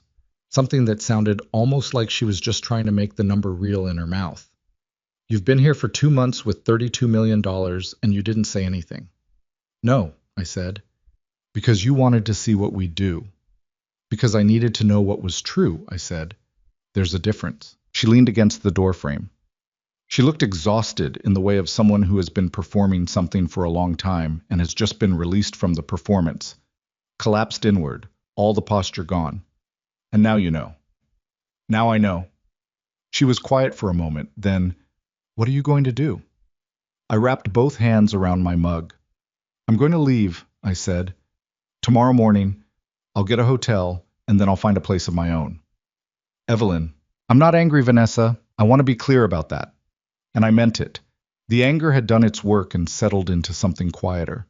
"I'm not leaving in anger. I'm leaving because staying stopped being something I was doing freely a long time ago, and I didn't see it clearly enough to name it until now. That's on me as much as anyone." She opened her mouth and then closed it again. I think she'd prepared for anger, had braced for it, maybe even deserved it. And my not delivering it left her with nothing to push against. "I'm sorry," she said finally. It was very quiet. "I am genuinely sorry. I let things go in a direction that I should have stopped. I told myself it was just planning, just being practical, just—" She stopped. "There's no version of this that reflects well on me." "No," I said. "There isn't." I took my tea and went back upstairs. I did not see Nolan again that night. I packed my suitcase with the careful efficiency of someone who has been packed in her mind for weeks. Books first. Always books first. Then clothes, folded the way Raymond had always teased me about, because he folded things in a rolling method he'd seen in a magazine. And I fold things the way my mother taught me, and we'd never agreed on whose method was superior and probably never would have, given infinite time. I packed slowly and neatly and without drama, and by 1 in the morning I was done, and I set the suitcase by the door and got into bed. I slept better than I had in 2 months. I was up at 6. I called a car service, not a rideshare, an actual car service, because I was 68 years old and I had $32 million, and there were things I was no longer going to apologize for, and arranged a pickup for 7:30. I carried my suitcase downstairs myself. I made one last cup of coffee in the kitchen that had stopped being welcoming in November, and stood at the window and drank it while the sky outside went from black to gray to the pale, tentative blue of a winter morning that wasn't sure yet if it was going to commit to anything. Nolan came downstairs at 7:15. He looked like he hadn't slept. His hair was uncombed and his eyes had the flat, scoured look of someone who has been awake with their own thoughts for too long. He was in yesterday's clothes. He stopped at the kitchen doorway when he saw me, and we looked at each other across the room. "You're leaving," he said. "Yes." He came into the kitchen. He poured himself a glass of water and drank half of it standing at the sink with his back to me, and then he turned around. "Mom, I need to say something, and I need you to let me say it without— Just let me say it." "Go ahead." "I know what I did was wrong. I know that. I'm not going to stand here and try to explain it into something it wasn't. I looked at you and I saw a solution, and that's a terrible way to see your mother. I know that." His voice was rough. "I'm scared. I've been scared for 2 years, and I didn't tell you because I didn't want you to see me failing again, and I kept thinking I could fix it, and the hole just kept getting deeper, and somewhere in there I stopped thinking straight." He set the glass down. "I don't know who I was being, but it wasn't who I want to be. I listened to all of this. I gave it the full attention it deserved. Not as a gift to him, but because fairness matters to me, and fairness requires actually hearing what people say. I believe that you believe that, I said. But, but believing something in the morning after it's been exposed doesn't undo the months of planning it, I said. The lawyer's letter wasn't written in a panic. The notes on that legal pad weren't written in a panic. You underlined she has nowhere else to go. You came back to that page in a different pen because you thought about it more than once. I paused. I'm not your villain, Nolan. I'm also not your safety net. I'm your mother. And for too long, I let those three things get confused because it was easier than asking which one you actually saw when you looked at me. Bum, he, said. His jaw tightened. So that's it. You're leaving, and that's it. That's not it, I said. That's the beginning of something that might eventually be honest, which is more than we've had in years. I set my coffee cup in the sink. I'm not cutting you off. I'm not writing you out of my life. But I'm removing myself from a situation that was making both of us worse. You need to face your actual problems, not borrow against mine. And I need to stop being the answer to questions I was never supposed to be asked. I didn't say anything for a long time. Outside, a car turned onto the street. Not mine, not yet. The money, he said finally. You're not going to— No, I said. I'm not going to help you with the debt. His face tightened. Not because I can't, I said. Because it wouldn't help you. It would help the debt. It would not help you. And I've spent 11 years and $230,000 helping the debt, while you kept digging it deeper, and I have finally run out of patience for confusing those two things. He looked at me with something I hadn't expected to see. Not rage, not the affronted dignity of someone who's been told no. Something younger than that. Something raw and frightened, and underneath the fear, almost relieved. As if some part of him had known, for a long time, that the bottom had to come, and was almost grateful that it had. What do I do? He said. Not a strategy question, a real one. Talk to a financial attorney, I said. An honest one, not one you've retained to manage me. Look at bankruptcy protection, debt restructuring, every option that actually exists for your situation. Stop treating your problems like things that can be solved by borrowing from someone who loves you. The car service pulled up outside. I could see the headlights through the window. I love you, I said. That's not the thing in question. That has never been the thing in question. I picked up my bag. I walked to the front door. I paused with my hand on the handle. Mom. His voice cracked finally, all the way through. I'm sorry. I mean it. I know sorry doesn't fix it, but I am. I turned and looked at him one more time. My son. Sandy hair gone gray at the temples. Raymond's jaw. My eyes. Francis Delacourte's eyes. The ones with the sense in them that we'd apparently been passing down through generations without fully understanding what we were handing on. I know you are, I said. And I meant that too. Then I opened the door and walked out into the cold morning air and got into the car and did not look back at the house as we pulled away. Not because I was performing strength, but because I knew that if I looked back, the cost of it would be visible on my face, and I needed that cost to be mine alone for a while. Private. Not performed for anyone. The driver asked where I was headed. I gave him the name of a hotel downtown. A nice one, not extravagant, but with a good restaurant and a quiet lobby and the kind of anonymous comfort that allows a person to decompress without being observed. We drove through the early morning suburb, past the neighbor's house where the Christmas lights were finally off, past the library where I'd sat in the parking lot view armchair and done my clearest thinking, past the streets that had become familiar over 2 months without ever quite becoming mine. The town fell away and the highway opened up, and I sat in the back of the car and breathed. Gerald Park had cleared time in his schedule for the following Monday. Over the next 2 weeks, we met 3 times. I will not make this more dramatic than it was. It was paperwork, mostly, and decisions, and the particular satisfaction of being a person who is doing something deliberate about their own life rather than having it done to them.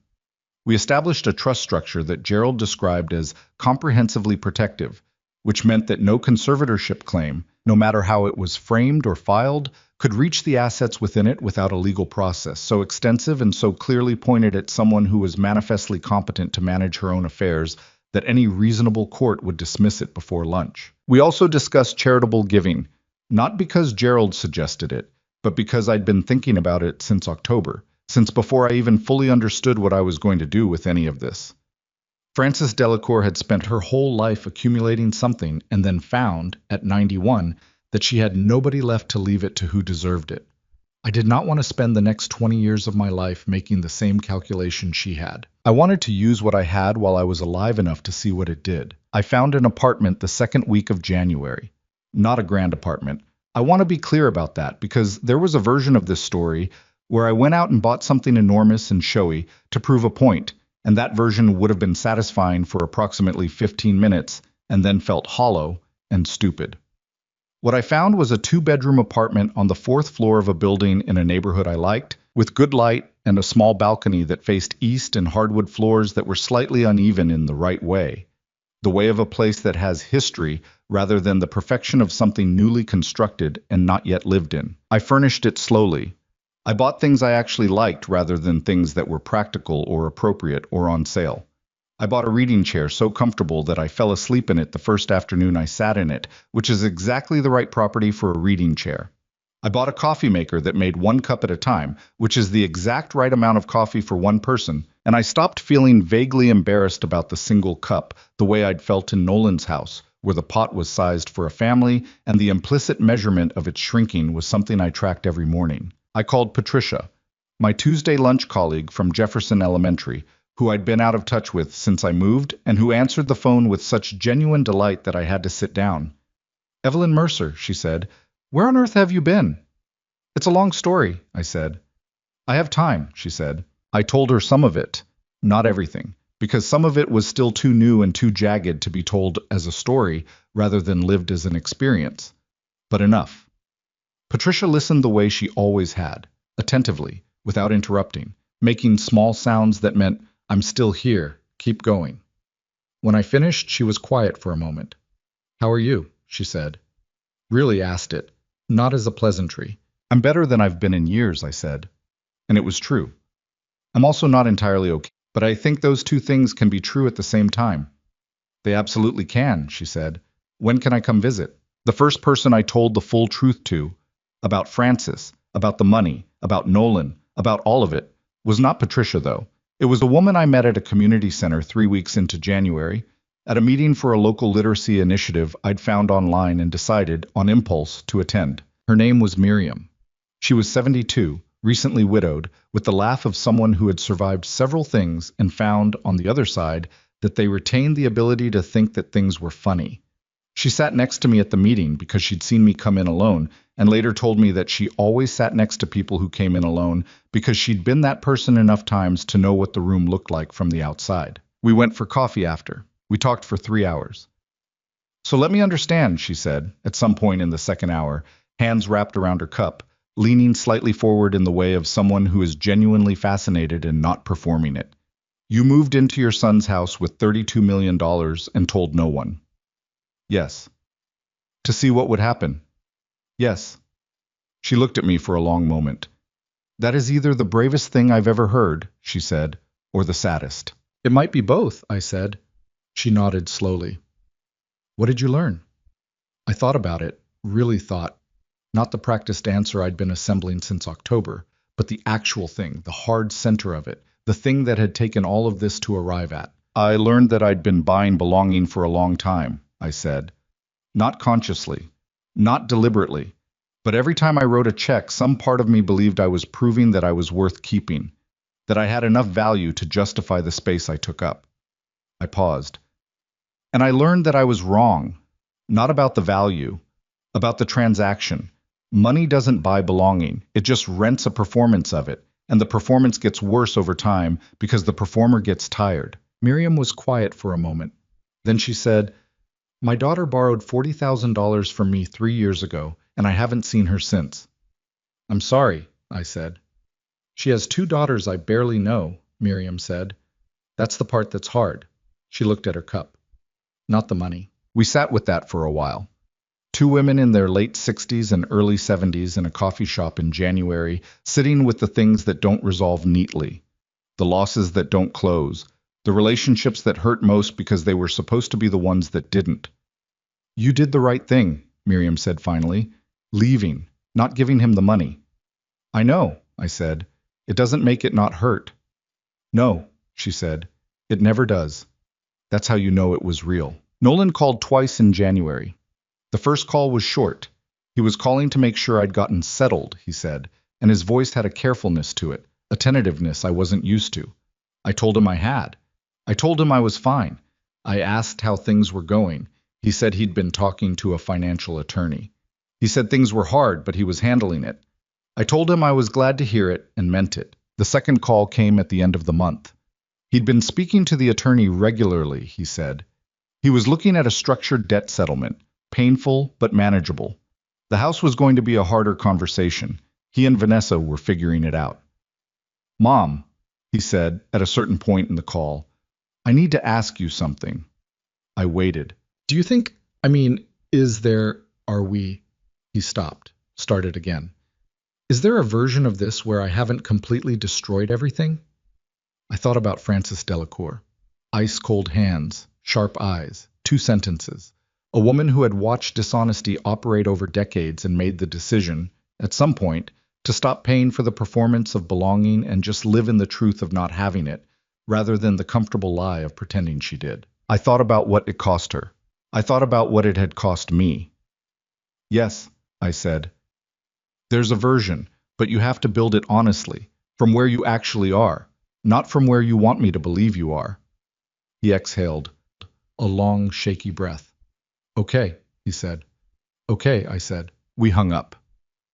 I sat for a moment in my east-facing apartment with the uneven hardwood floors and the too comfortable reading chair and the coffee maker that made exactly 1 cup. Outside the window, the January afternoon was doing its best with limited resources. Pale sun, bare trees, a strip of blue sky above the roofline that was genuinely, stubbornly beautiful, despite everything. I was not happy, exactly. I want to be honest about that. I was not in the happy ending of anything.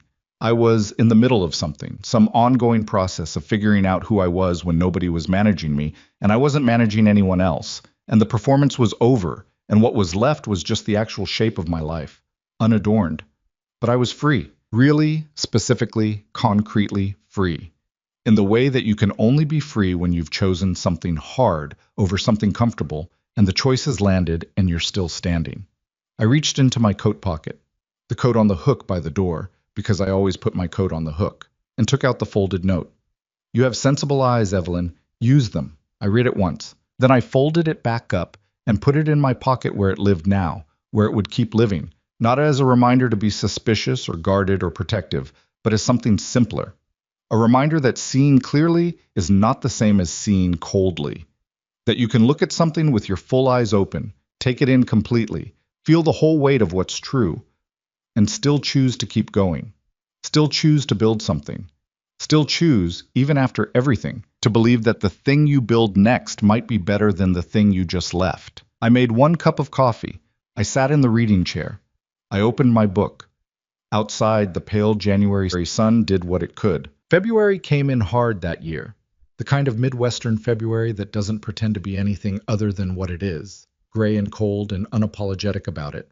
The sky, the same flat color from horizon to horizon, like a ceiling that has decided to be low. Most people I knew hated February. I found to my own surprise that I didn't mind it at all.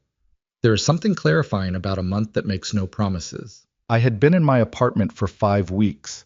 I had learned its sounds, the particular creak of the 3rd floorboard from the door, the way the radiator knocked twice before it came on, the neighbor above me who walked in what seemed like a perfectly rectangular pattern every morning at 7, back and forth, which I decided to interpret as pacing and therefore evidence that I lived below someone also in the middle of working something out. We were all working something out. The building contained multitudes of private reckonings, and somehow that thought comforted me. Patricia had visited twice. Miriam and I had established what I can only describe as a Tuesday ritual. Coffee at the same place, same corner table, no agenda, just conversation that went wherever it went. These were not complicated or dramatic developments in my life. They were small and real, and they required nothing of me except my presence. And I had forgotten, somewhere in the years of managing Nolan's crises and Nolan's needs and Nolan's carefully framed emergencies, how much I had missed being somewhere that only required my presence. The literacy initiative was 3 weeks in and already more absorbing than I'd expected. It was a small program, underfunded, slightly chaotic, operating out of a community center with fluorescent lights that flickered at the wrong moments, and a copier that jammed with the reliability of something that had given up but hadn't been replaced yet. We worked with adults, mostly. People in their 20s through their 60s who had slipped through or been pushed through school without really learning to read fluently, who came in on Wednesday evenings with the particular courage of people doing something vulnerable in a world that doesn't reward vulnerability. I sat across from a man named Gerald, different Gerald from my attorney, which confused me briefly every time, who was 53 years old and had been hiding his reading difficulties for 30 years. And we worked through a paragraph together, and when he read a full sentence without stopping, his face did something I recognized from 31 years of teaching fourth grade. That look. That specific, irreplaceable look of someone who has just understood that they can do something they believed they couldn't. I had missed that look more than I knew. I was building something, slowly, without a blueprint, without knowing in advance what shape it would take. Just building, adding one real thing at a time and discovering, in the adding, what it felt like to construct a life according to what I actually valued rather than what I thought was required of me. Gerald Park called in the second week of February with an update on the trust structure. Everything was in order, he said. The protections were comprehensive. And then he mentioned something almost as an aside, a question about charitable foundations, whether I had given any more thought to that direction. I had thought about almost nothing else. I want to start something, I told him. Not just donate to existing organizations, something specific, something with a particular focus. What focus? Adult literacy, I said. And specifically, programs for people who've been failed by systems that were supposed to help them. I paused. I know what it looks like when an institution treats a person like a problem to be managed. I've seen it from both sides now. I want to fund the opposite of that. Gerald was quiet for a moment. That's a significant undertaking. Are you sure about the scope? I'm sure about the direction, I said. The scope we can figure out as we go. I'll put you in touch with a foundation consultant I trust, he said. Good, I said. And Gerald, thank you for everything these past months. Mrs. Mercer, he said, and his voice had the warmth of someone who has watched a person go through something and come out the other side of it intact. It has genuinely been my privilege. I hung up and stood at my east-facing window with the pale February light coming in at its winter angle, and I thought about Frances Delacourt. I thought about what she'd built over 91 years and what she'd chosen to do with it at the end, not leaving it to institutions or causes, but to a person. A specific person she'd assessed 4 times over 60 years and decided had the eyes for it. I wondered if she'd known. If she'd looked at me at my father's funeral with those ice-cold hands and made some calculation. Not cold, not mercenary, but clear-eyed in the way of someone who's been watching people for a very long time and knows what the difference looks like between a person who will use something well and a person who won't. I think she knew. I think Frances Delacourt was many things. Difficult, solitary, unsentimental about her own loneliness. But she was not wrong about people. Not in the end. I decided to do something with that. To try to be worth what she'd seen. The call from Nolan came on a Saturday in March, and it was different from the careful, tentative calls of January and February. His voice had changed, not back to the pressurized brightness, not back to the performance, but to something rawer and less composed than I'd heard from him in years. He sounded, for the first time since I'd arrived in October, like a man without a strategy. Just a man. The house is going back to the bank, he said. No preamble. No careful framing. We've been working with the debt settlement attorney and the math doesn't work. We're going to lose the house. I'm sorry, I said. And I was. Not for the house. Houses are objects, replaceable, and that particular house had never been anything but a source of financial dread dressed up in crown molding. But for what it meant, the loss of it. The end of the version of his life he'd been desperately trying to maintain through increasingly dangerous means. We found an apartment, he said. 2-bedroom, decent neighborhood. It's fine. It's not... He stopped. It's fine. Good, I said. Vanessa's going back to work full-time. We've talked a lot. About everything. About the way things got to where they were. He paused. About what I did. I waited. She didn't know about the lawyer, he said. I want you to know that. I know Vanessa told you that too, but I want to say it myself. That was entirely me. That was me in a panic making decisions I can't explain in any way that sounds reasonable, because they weren't reasonable. They were just desperate. I know, I said. I keep thinking about that folder, he said quietly, about sitting down and actually writing those things out, planning it. And I don't fully recognize the person who did that. I don't want to recognize him. He was quiet for a moment. But I have to, don't I? Because he's me. And pretending he isn't is just another version of the same problem. I sat with that for a moment. Because that right there, was the most honest thing my son had said to me in 11 years. Maybe longer. It wasn't an excuse, it wasn't a reframe, it wasn't the bright pressurized performance. It was just a man looking at himself without the protective coating and saying, I see it. I see what I did. I don't know what to do with it, but I see it. That matters. Seeing is where everything either starts or doesn't. Yes, I said.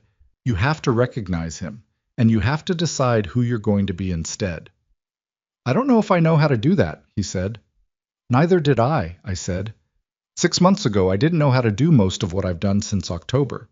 You learn it by doing it badly at first, and then a little less badly, and eventually the thing you're building starts to resemble something intentional. A silence that felt for the first time like a real one, not the loaded silences of Maple Ridge, full of things unsaid, but the kind of silence between people who are actually hearing each other and taking a moment to let it land. Are we going to be okay? He asked. You and me? And that was the question, wasn't it? The one I'd been carrying since December, turning over like a stone, checking the underside of it. The answer had shifted a dozen times, depending on the day and the hour and how much sleep I'd gotten. I don't know, I said. I'm going to be honest with you about that because I think honesty is the only thing that could possibly make us okay eventually. I don't know. I know that I love you. I know that I'm not finished with you, that I haven't closed the door and walked away permanently. But I also know that what was between us before wasn't actually a relationship. It was a financial arrangement with the aesthetics of a relationship, and I participated in building it, and that's on me too. I paused. So I don't know if we'll be okay, but I know we have a better chance of finding out now than we did when we were pretending. He didn't say anything for a moment. When he did, his voice was very quiet. I'm going to spend a long time making this right. Start with yourself, I said. Make yourself right first. The rest follows from that. We said goodbye without it being weighted or dramatic. Just two people hanging up a phone with something unresolved between them that was at least, finally, honestly unresolved, named and acknowledged and placed in the space between them where they could both see it rather than buried under layers of performance, where only the shape of it could be felt without the thing itself being visible.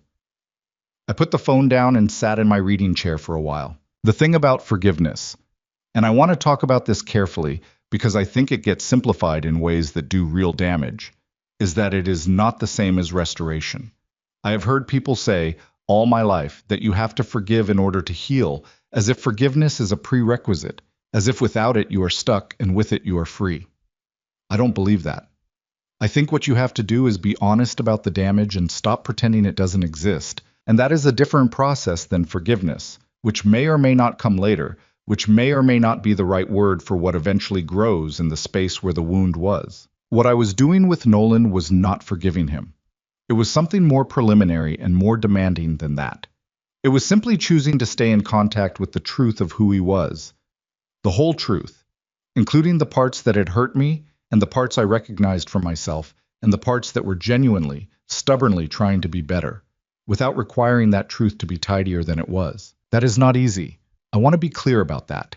It is one of the hardest things I have done. Easier to cut off cleanly.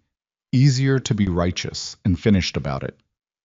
Much harder to stay in the complicated middle where a person is both someone who wronged you and someone you refuse to stop being honest with. But I had seen what the alternative looked like.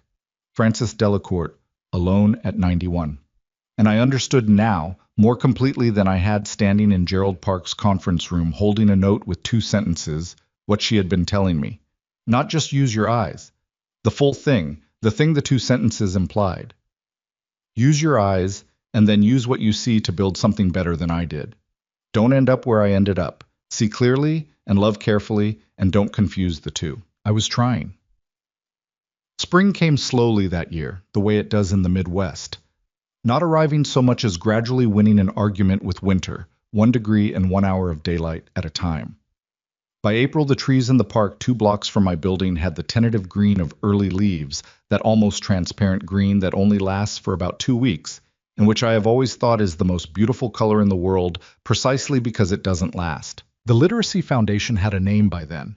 I'd spent weeks on the name, which sounds trivial but wasn't, because naming something is the first act of making it real, of saying, this exists, this has edges, this is what it is. I named it the Delacorte Initiative, which Gerald Park thought was touching and Patricia thought was perfect, and Miriam said made complete sense once I explained it, which I did over 2 hours at our Tuesday corner table while she listened with her full attention and then said, she would have liked that. A woman like that, she would have liked knowing her name was attached to something that lasted.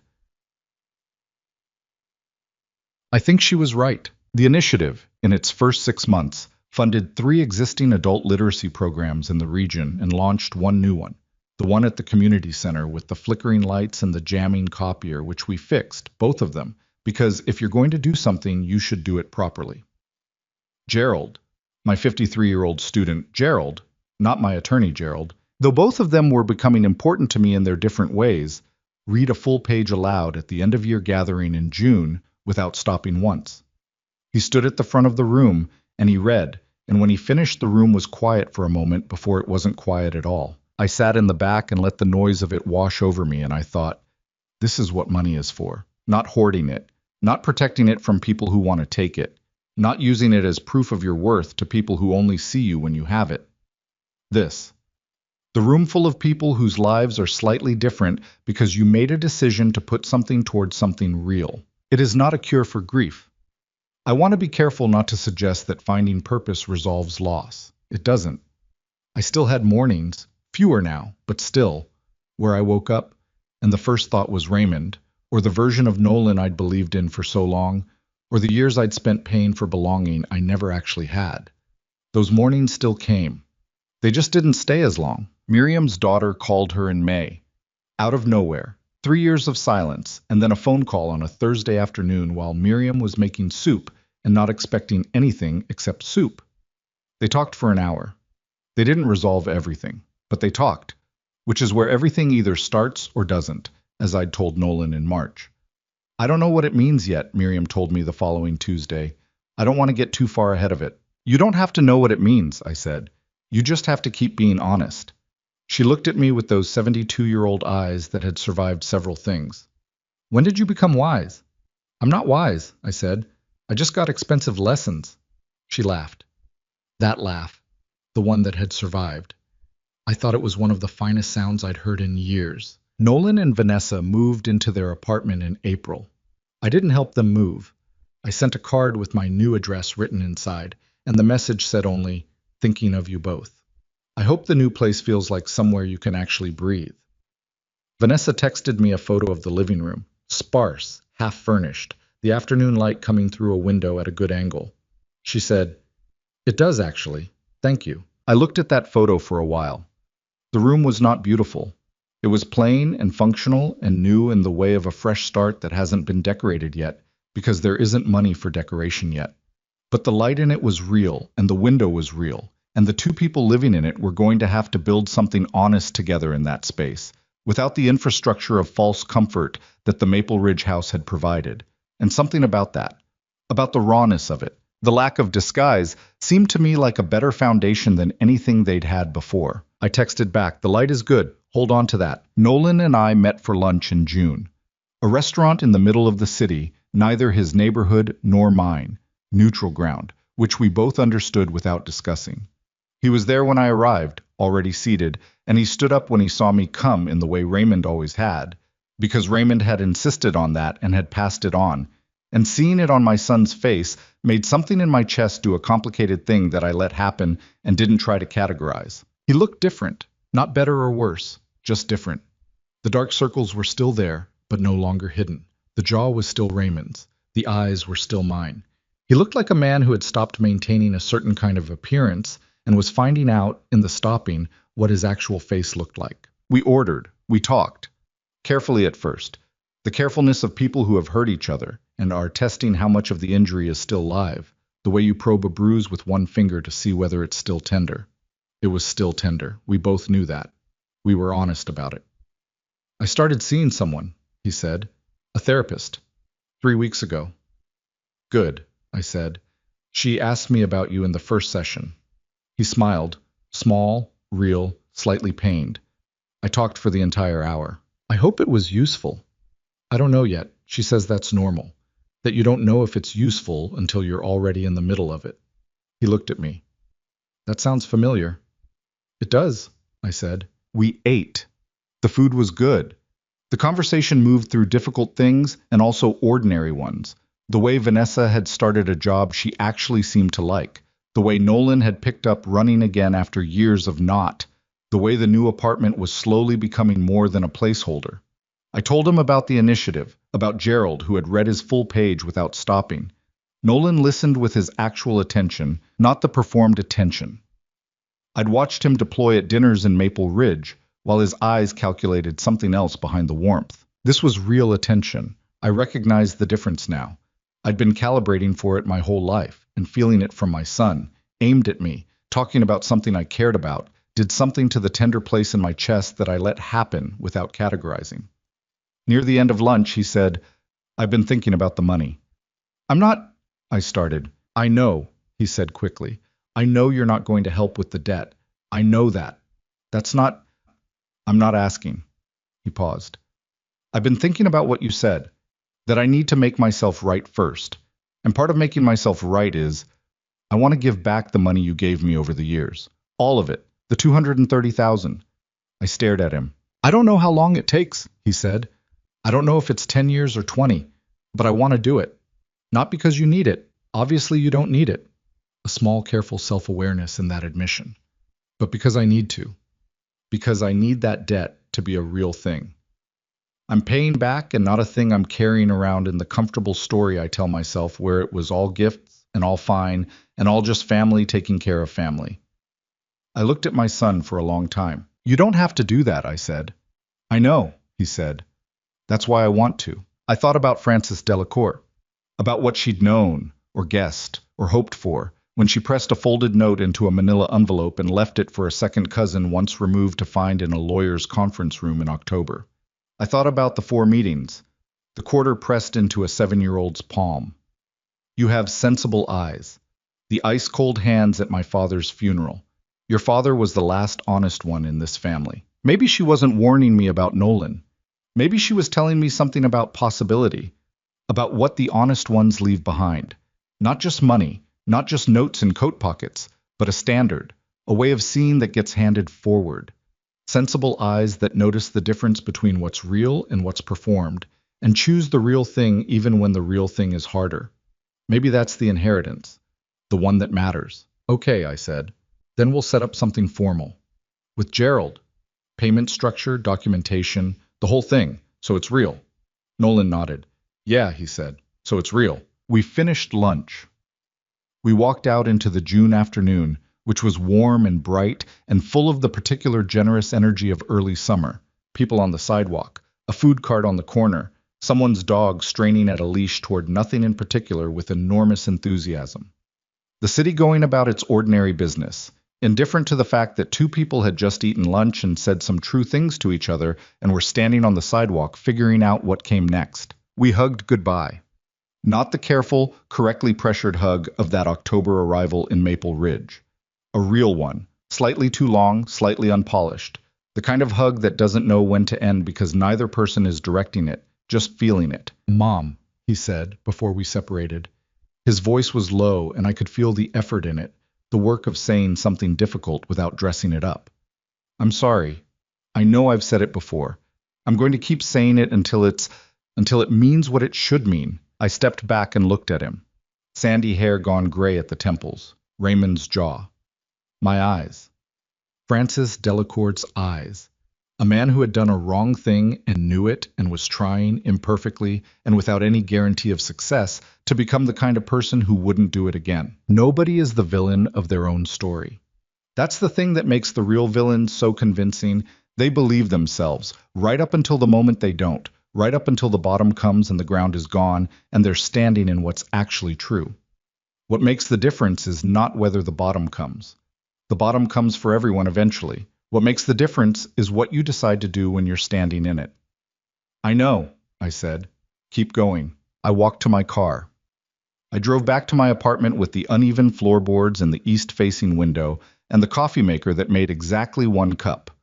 I went up to the 4th floor and unlocked my door and stood in the entryway for a moment, just breathing. The radiator knocked twice and came on. The neighbor upstairs made his rectangular walk back and forth, still working something out. I took off my coat and hung it on the hook by the door, reached into the pocket. The note was there, as it always was. Folded small, slightly soft at the creases now from months of being taken out and refolded and put back. I didn't need to read it anymore. I'd had it memorized since October. But I held it in my hand for a moment and thought about Frances, about what she must have looked like, sitting at 91 in a room in Pennsylvania, writing 2 sentences that had to do the work of everything she hadn't managed to say to anyone across 9 decades of life, distilling a whole way of seeing into 11 words, and trusting that the right person would receive them and understand. She trusted me with that. I did not want to waste it. I put the note back in my coat pocket where it would keep living, not as a relic, as a working document, a reminder that clarity is not cruelty, that seeing someone honestly is the most respectful thing you can do for them, that love without clear eyes is not love but dependency, and dependency eventually curdles into resentment, and resentment does what it always does. It takes the shape of whoever is standing closest. I had stood closest for too long. I had paid the price of that, and so had my son, and I believed, sitting now in my reading chair in the late afternoon of a June day, that we were both in the slow work of paying a different kind of price, the price of honesty, which is that it requires you to keep paying it every day without the relief of pretending. But here is what I had learned, and I want to say this directly, as plainly as I know how, because it is the thing I would most want someone to hear. The price of honesty is always less than the cost of pretending. Always, even when honesty breaks things. Even when it empties rooms and ends comfortable fictions and leaves you standing on a porch in the December dark with nowhere to be. Even then. Because what pretending costs is not money and not comfort and not relationships. What pretending costs is time. Your actual time. The years of your actual life spent maintaining a version of things that was never true. Paying the ongoing tax of performing something you don't believe. Getting quieter and smaller inside the performance until the performance is all there is. I was 68 years old. I had, if luck held and the body cooperated, another 20 or 25 years of actual living. I intended to use every one of them in the real version of my life, the undecorated one, the one with the uneven floorboards and the 1 cup of coffee and the Tuesday corner table and the flickering lights in the community center and the students with the look on their faces when a sentence finally gives up its meaning. The one where what I built was built because I chose to build it, not because I was paying for the right to exist in someone else's carefully managed space. The sun moved through the window at its June angle, long and warm and generous, the light of a season that knows it won't last, but doesn't let that interfere with being entirely itself while it does. I let it fall across my hands in my lap, across the open pages of the book. I hadn't started reading yet, across the quiet room that was mine in all the ways that mattered. I thought about Frances one more time. I do this every day. Think about her once, in the morning or the evening, the way you think about someone whose gift you are still in the process of understanding. Thank you, I thought. I'm using them. I promise I'm using them. The radiator knocked. The neighbor walked his rectangle. Outside, the city made its ordinary sounds. I opened my book and started to read.